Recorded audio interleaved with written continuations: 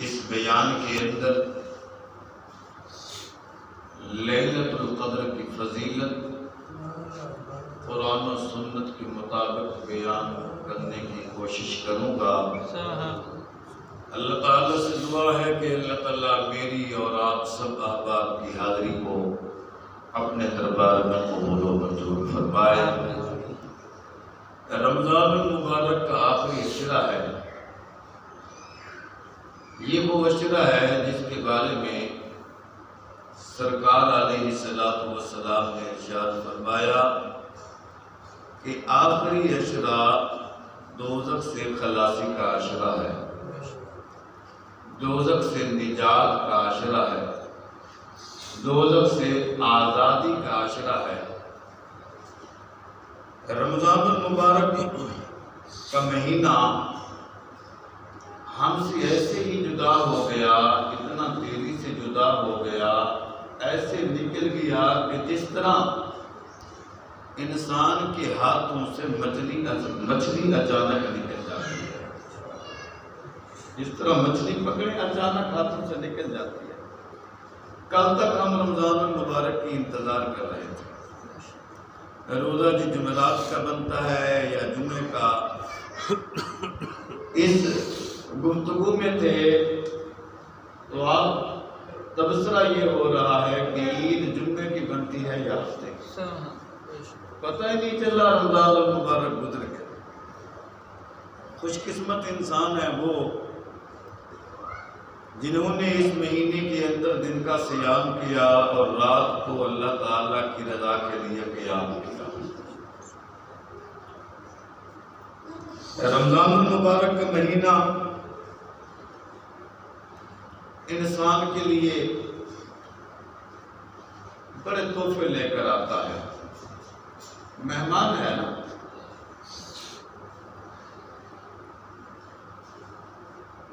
دنیا کے اندر شاید ایسا کوئی مہمان ہمارے یہاں نہ آئے جس طرح رمضان المبارک کا مہینہ ہمارے یہاں مہمان آتا ہے۔ دنیا کے اندر جو بھی مہمان آتا ہے ہم سے کچھ نہ کچھ مطالبہ اس کا ضرور ہوتا ہے۔ اگر وہ ہمارے پاس آیا ہے ہمارا فائدہ کرنے کے لیے تو جس میں 12% ہمارا فائدہ ہوتا ہے 2% اس کا ضرور فائدہ ہوتا ہے۔ مگر رمضان المبارک والا مہینہ ایسا مہمان ہے کہ رمضان کا اس میں کوئی فائدہ نہیں ہے، جو بھی تحفے تحائف لے کر آیا ہے وہ ہمارے لیے ہی لے کر آیا ہے۔ مہمان ہر انسان کے گھر میں آتے ہیں۔ کوئی مہمان آتا ہے اپنے جو اس گھر کے اندر رشتہ دار رہ رہے ہوں ان کو جناب والا تحفے تحائف دینے کے لیے، عید دینے کے لیے، گفٹ پیش کرنے کے لیے۔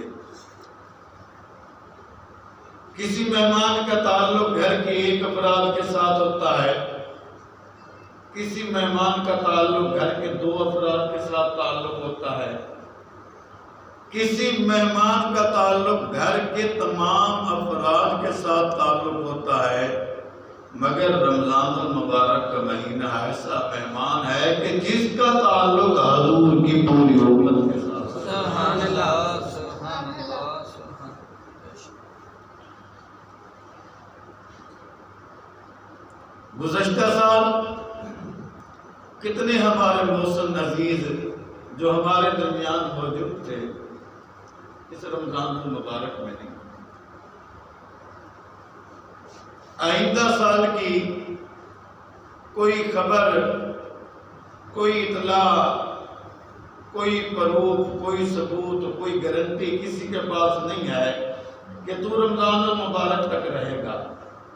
رمضان المبارک تو جاتے ہوئے اعلان کر رہا ہے کہ میں جا رہا ہوں، میں تو پھر بھی آ جاؤں گا، تیرا نہیں پتا تو ہوگا یا نہیں ہوگا، تیرے ساتھ میری ملاقات ہوگی یا نہیں ہوگی، میں تو آتا رہوں گا قیامت تک۔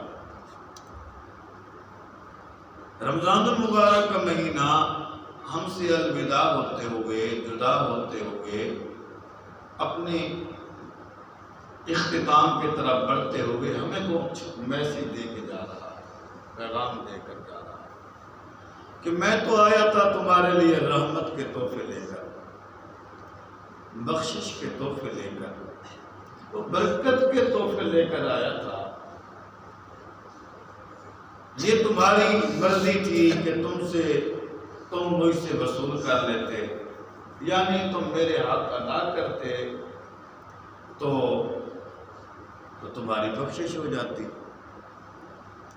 رمضان المبارک کے مہینے میں کوفہ کے اندر ایک محمد نامی شخص رہتا تھا جو پورا سال غفلت کے اندر زندگی گزارتا، نماز کا خیال بھی نہ کرتا اور دیگر عبادات بھی نہ کرتا، رسمی زندگی گزارتا۔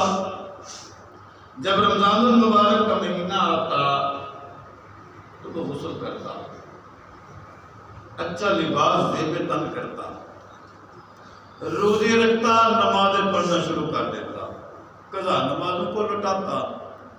لوگوں نے سوال کیا کہ پورا سال تو رسمی زندگی گزارتا ہے، نہ نماز کے قریب جاتا ہے، نہ مسجد میں آتا ہے، نہ صدقات و خیرات کا انتظام اہتمام، نہ دیگر نوافل عبادات کا اہتمام تیرے یہاں ہوتا ہے۔ رمضان المبارک کے مہینے میں آتا ہے تو لباس بھی اچھا استعمال کرتا ہے، تو روزے رکھنا بھی شروع کر دیتا ہے، اور تم رات کا قیام بھی کرتا ہے، قضا نمازوں کو بھی دہراتا ہے، تیرا یہ عمل کس لیے ہے؟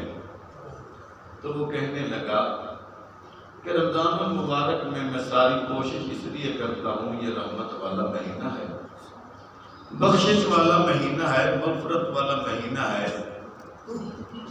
ہو سکتا ہے اللہ تعالیٰ اس کے احترام کے سبب مجھے معاف فرما دے۔ تو وہ بندہ جب اس دنیا سے چلا گیا تو کسی نے خواب میں دیکھا تو پوچھا، بتا تیرے ساتھ کیا بیتی، تیرے ساتھ کیا معاملہ ہوا؟ کہنے لگا اللہ تعالیٰ نے فضل فرما دیا۔ پوچھا گیا کون سا عمل کام آیا؟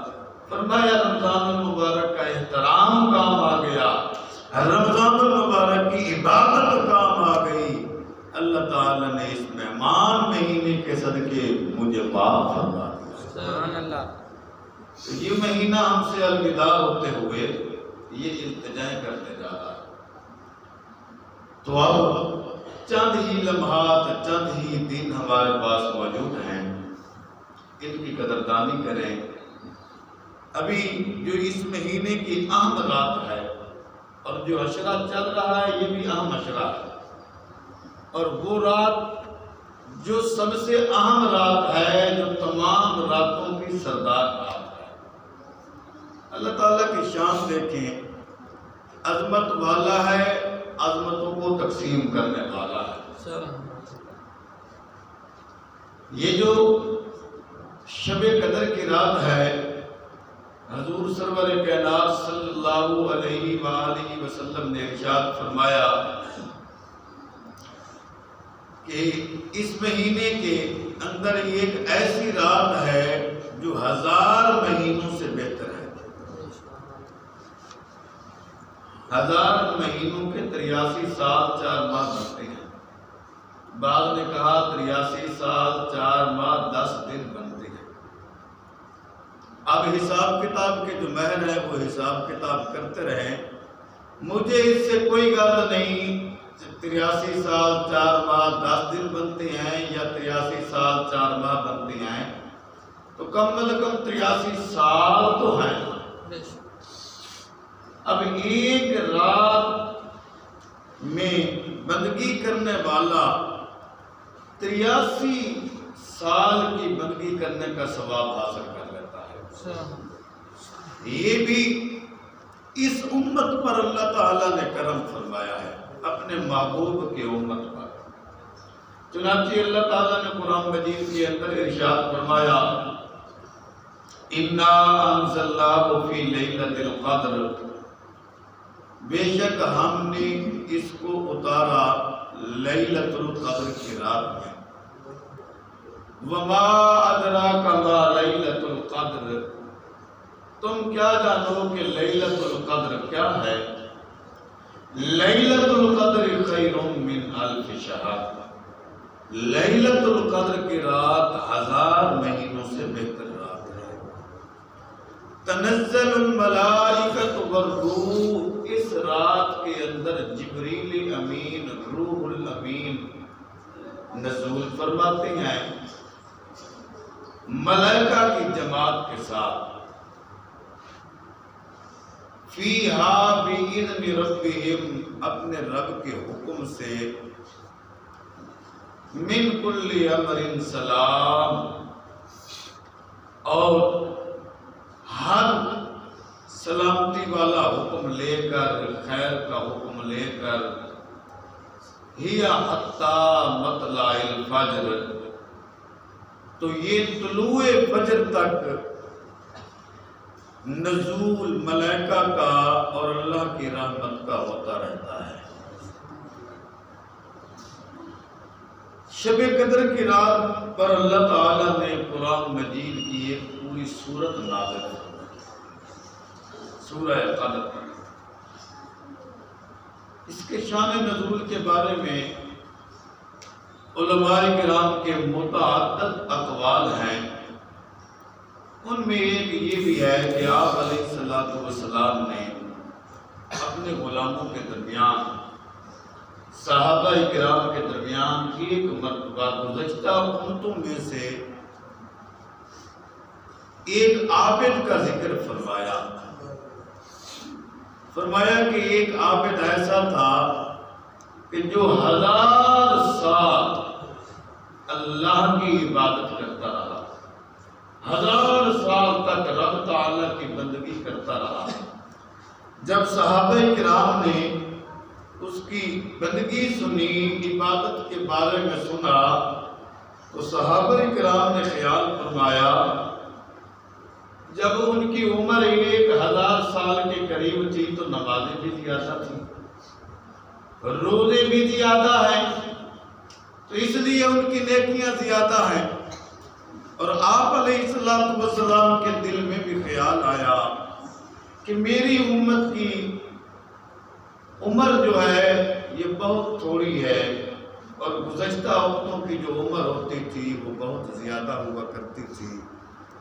جب آپ علیہ السلام کے دل میں خیال آیا تو اللہ تعالیٰ نے اس سورت کو نازل فرما دیا کہ میرے محبوب پریشان ہونے کی ضرورت نہیں ہے، اگرچہ پہلی امتوں کی عمریں زیادہ ہوا کرتی تھیں، اس کے بدلے میں ایسے دن، ایسی راتیں عطا کر دوں گا کہ آپ کا امتی اگر اس رات میں عبادت کرے گا تو میں 1000 مہینوں کا ثواب اس کو عطا کروں گا۔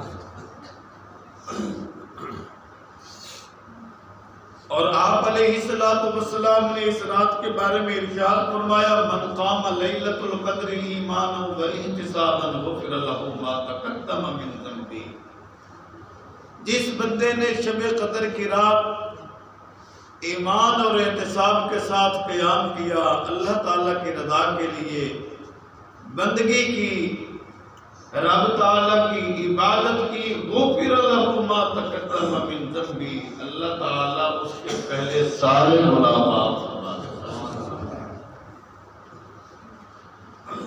اور حضرت انس رضی اللہ عنہ فرماتے ہیں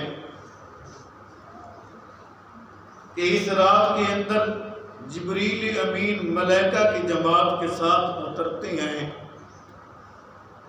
تو جو لوگ اللہ تعالیٰ کی بندگی کرتے ہیں، عبادت کرتے ہیں، رب تعالیٰ کے ذکر کے اندر مصروف ہوتے ہیں، مشغول ہوتے ہیں، اللہ تعالیٰ کی تسبیح اور تحلیل کے اندر مصروف ہوتے ہیں، قیام کے اندر ہوتے ہیں، رکوع کے اندر ہوتے ہیں، سجود کے اندر ہوتے ہیں، قرآن مجید کی تلاوت کر رہے ہوتے ہیں، آپ علیہ السلام پر درود و سلام کے نذرانے پیش کر رہے ہوتے ہیں۔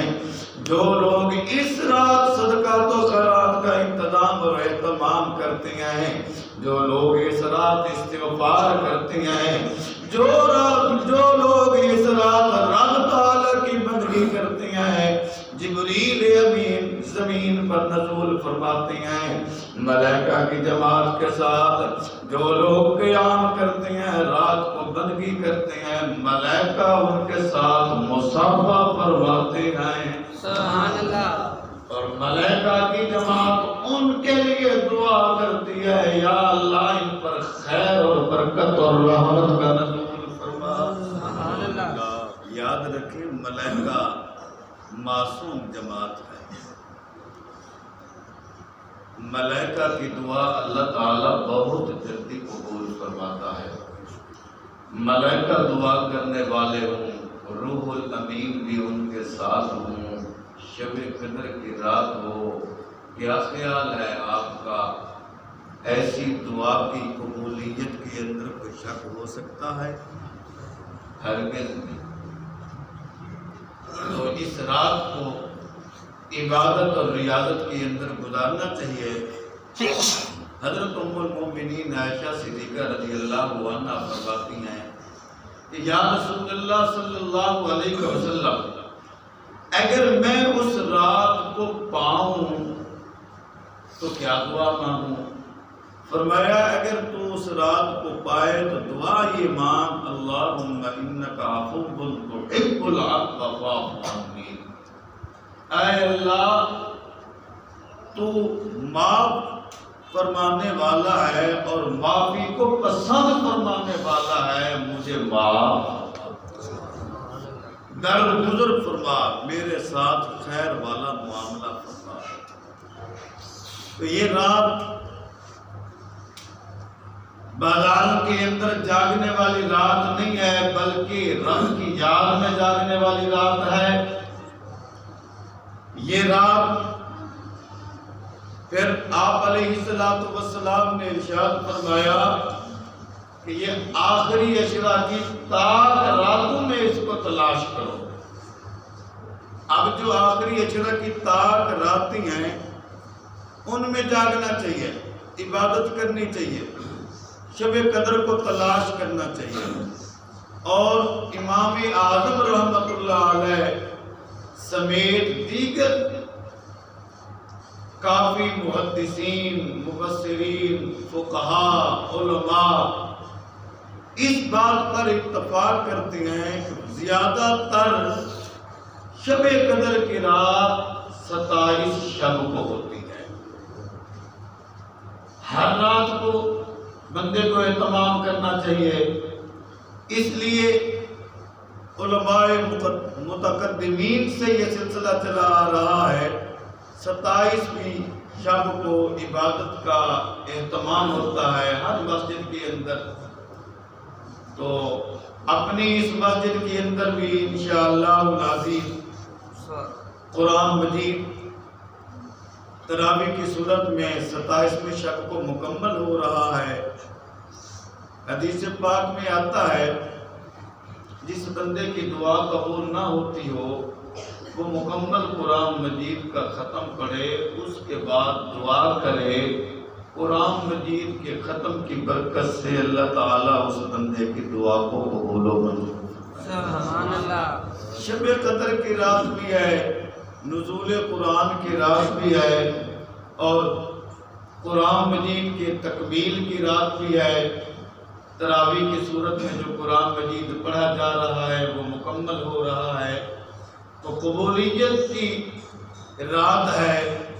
اس لیے تمام احباب اس رات خود بھی تشریف لانا، اپنے دوست احباب کو بھی اس کار خیر کی دعوت دینا۔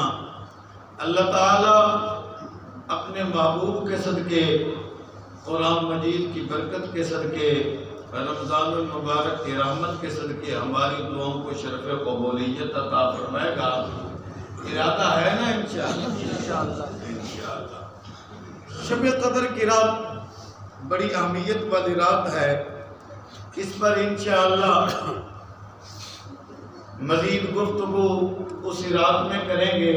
بس آج تو آپ کو اس رات سے کچھ آگاہ کرنا مقصود تھا اور اس رات کے حوالے سے دعوت دینا مقصود تھا۔ آج انشاءاللہ یہ جو بقایا 15 منٹ رہتے ہیں کچھ ضروری مسائل بیان کرتے ہیں۔ رمضان المبارک کا اختتام ہے. کافی دوست احباب نے اصرار کیا ہے کہ مسائل ہمیں جو ہے ضروری ان سے آگاہ کریں.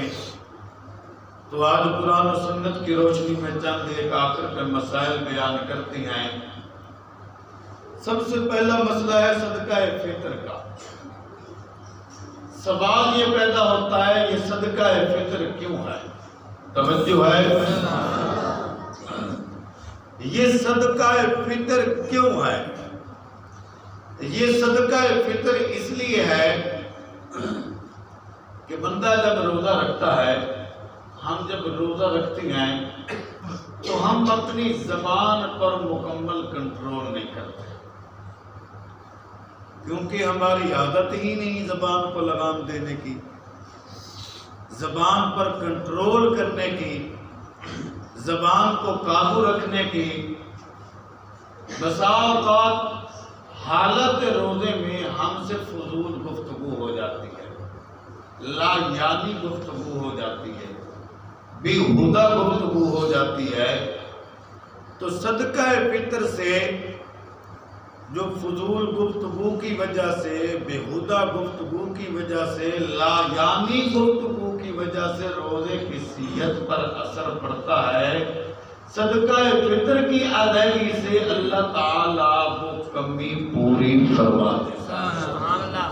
ایک دوسرا، دین اسلام ایک کامل دین ہے. رمضان المبارک کے بعد عید الفطر ہے، جہاں ہمارا دین اسلام ہمیں روزے رکھنے کا حکم دیتا ہے، نماز پڑھنے کا حکم دیتا ہے، دعا مانگنے کا حکم دیتا ہے، راتوں کے قیام کا دین اسلام حکم دیتا ہے. وہاں ہمارا دین اسلام ہمیں یہ بھی حکم دیتا ہے کہ تم غرباء لوگوں کی مدد کرو، غریبوں کی اعانت اور معاونت کرو، کیونکہ دین اسلام ایک کامل دین ہے. تم صدقہ فطر ادا کرو گے، جو روزوں میں کمی بیشی ہوئی اس کا ازالہ ہو جائے گا، اور غریب آسانی کے ساتھ عید منا سکیں گے. تو ہمارا دین اسلام کامل دین ہے. ہمارا دین اسلام فقط مسجد تک محدود نہیں، دین اسلام فقط نماز تک محدود نہیں. دین اسلام زندگی کا کوئی پہلو، زندگی کا کوئی گوشہ، زندگی کا کوئی کونا، زندگی کا کوئی معاملہ اور مرحلہ ایسا نہیں جہاں پر ہمارا دین اسلام ہماری رہبری اور رہنمائی نہ کرتا ہو.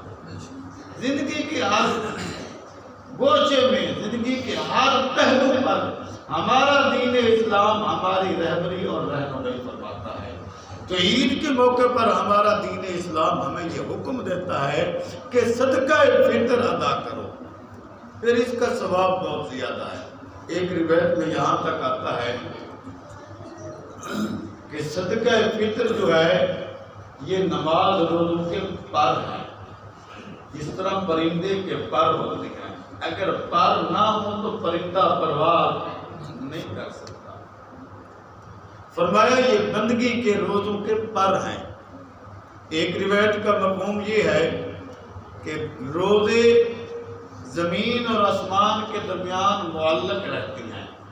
جب بندہ صدقہ فطر ادا کرتا ہے تو صدقہ فطر کی ادائیگی سے یہ عبادات اللہ کی بارگاہ میں پہنچ جاتی ہیں. تو اس لیے کوشش کرنی چاہیے کہ صدقہ فطر عید سے قبل ادا کریں.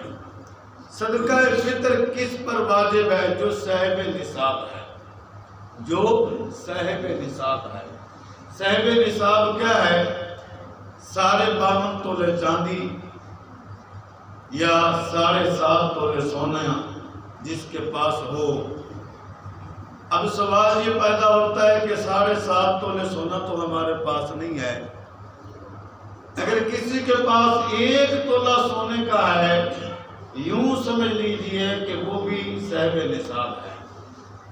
چونکہ قیمت کے لحاظ سے جو سونے کی قیمت ہے نا 1 تولے کی، وہ 52 تولے چاندی کی قیمت سے بڑھ جاتی ہے۔ اگر ایک نصاب تمہارا پورا نہیں ہوتا سونے والا تو چاندی والا تو پورا ہو جاتا ہے نا، اس لیے بندہ وہ صاحب نصاب ہو جاتا ہے۔ اب دوسرا مسئلہ یہ ہے کہ دینا کس کو ہے؟ صدقہ فطر، ویسے ہی صدقہ جو ہے یہ بہت بڑی عبادت ہے، اس سے انسان کی دعائیں قبول ہوتی ہیں، انسان کی مشکلات جو ہیں وہ دور ہو جاتی ہیں۔ آپ علیہ السلام نے ارشاد فرمایا صدقہ مصیبتوں کو ایسے کھا جاتا ہے جس طرح آگ لکڑی کو کھا جاتی ہے۔ صدقہ سبحان اللہ، توجہ ہے۔ بخاری اور مسلم شریف کے اندر یہ روایت موجود ہے، جب اللہ تعالی نے زمین کو پیدا فرمایا تو زمین ہلنے لگ گئی، حرکت کرنے لگ گئی۔ ملائکہ کو بڑا تعجب ہوا، زمین حرکت کر رہی ہے، تو اللہ تعالیٰ نے اس کے توازن کو برابر کرنے کے لیے اس میں پہاڑوں کی میلیں ڈال دی، پہاڑوں کو پیدا فرمایا۔ جب پہاڑوں کو پیدا فرمایا تو زمین ساکن ہو گئی، ساکن ہو گئی، جامد ہو گئی، ٹھہر گئی۔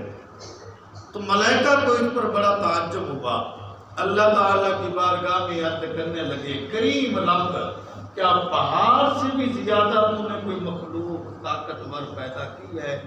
یہ اتنی طاقتور مخلوق ہے پہاڑ، زمین حرکت کر رہی تھی، ہل رہی تھی، جنبش کر رہی تھی، پہاڑوں کی وجہ سے ساکت، جامد اور ساکت ہو گئی۔ یہ بڑی طاقتور مخلوق ہیں، پہاڑ مضبوط ترین ہیں۔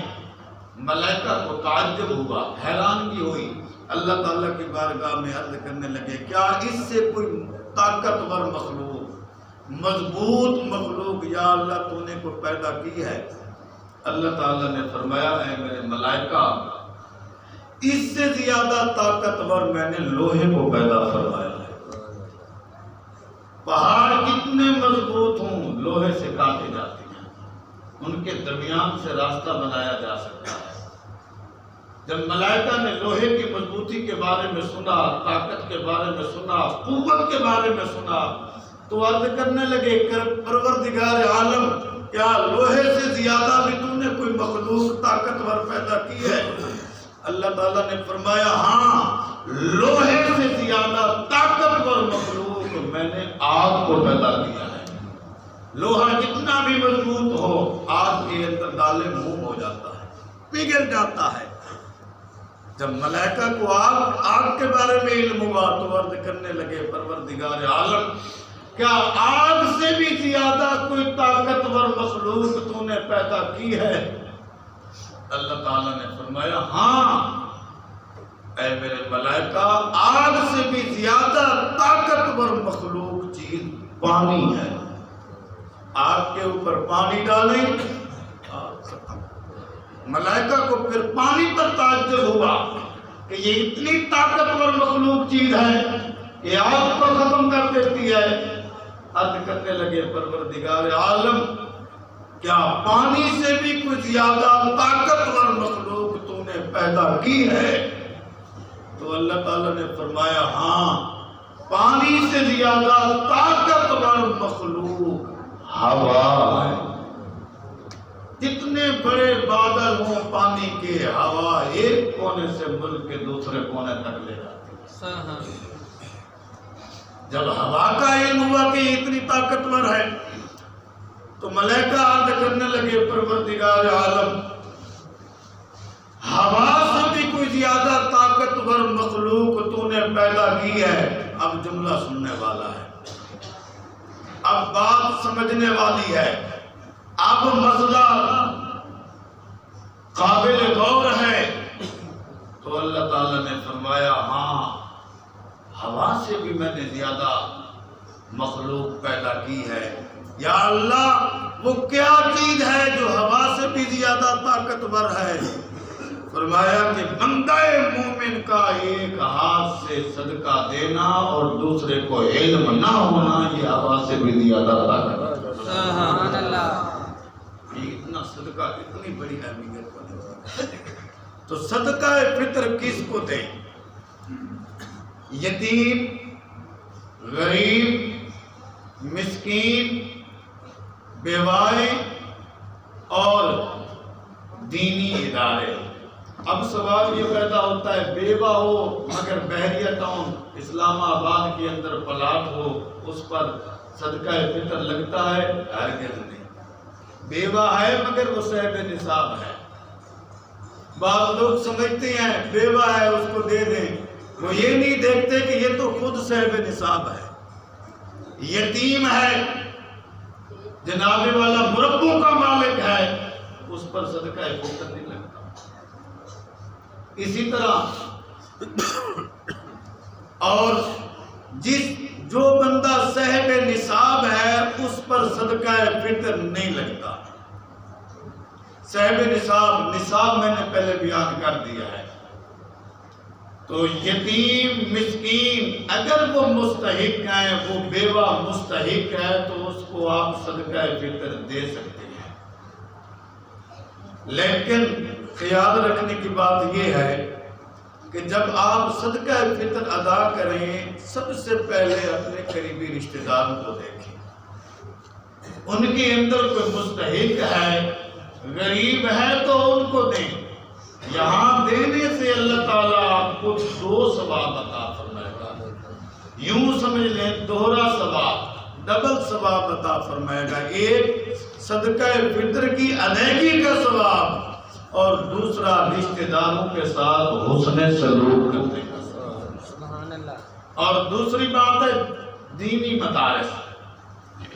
آج کل جو حالات ہیں مدارس والوں سے پوچھو کس طرح نظام چل رہا ہے، بلکہ ہر بندہ جانتا ہے کہ گھروں کا نظام کس طرح چل رہا ہے۔ ہمارے ہاں 2-3 بچے ہوتے ہیں، 4-5 تو بڑی مشکل سے کہتے ہیں کہ گزارا چل رہا ہے۔ جہاں دن رات سینکڑوں کی تعداد میں قرآن مجید بچے پڑھ رہے ہیں، ان سے پوچھو تم کس طرح گزارا کر رہے ہو۔ تو دینی مدارس کے اندر آپ اپنا صدقہ فطر دیں گے تو اس سے آپ کو ڈبل ثواب ملے گا، ایک صدقہ فطر ادا کرنے کا، دوسرا دین اسلام کی اطاعت کرنے کا۔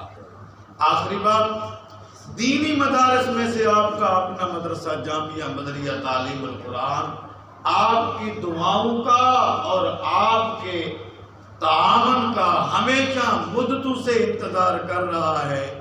ہر سال بڑھ چڑھ کے دل کھول کے صدقہ فطر کا موقع ہو، عشر زکوٰۃ کا موقع ہو، قربانی کے سرمایہ اٹھانے کا موقع ہو، آپ ہر سال تعاون کرتے ہیں۔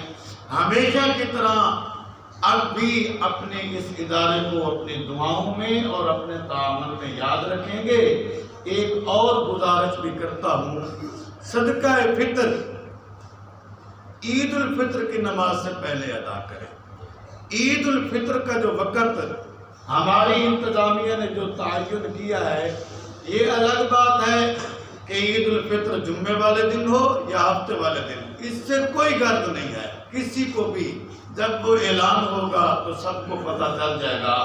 عید الفطر کا جو ٹائم مقرر کیا گیا ہے وہ 7:15 بجے کا ہے، اس لیے ہم 15 دن 12 دن 10 دن پہلے اعلان کر رہے ہیں۔ اب بھی کوئی کہے جی ہمیں تو علم نہیں تھا، پھر حیف کی بات ہے، افسوس کی بات ہے۔ پھر ہم نے دیکھا ہے کہ پورا سال جو لوگ نہیں آتے، عید الفطر کے دن بھی ان کو مسجد میں آنا نصیب نہیں ہوتا۔ اللہ تعالیٰ سے دعا ہے کہ اللہ تعالیٰ مجھے اور آپ کو عید الفطر کی